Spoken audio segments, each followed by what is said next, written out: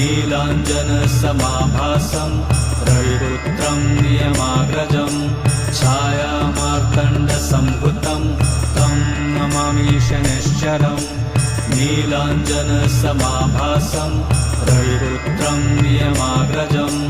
छायामार्तण्डसम्भुतं तं नमामि शनैश्चरम् नीलाञ्जनसमाभासं रविपुत्रं नियमाग्रजं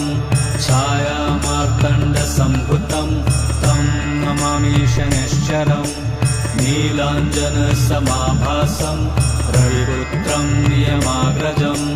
छायामार्तण्डसम्भुतं तं नमामि शनैश्चरम् नीलाञ्जनसमाभासं रविपुत्रं नियमाग्रजं छायामार्तण्डसम्भुतं तं नमामि शनैश्चरम्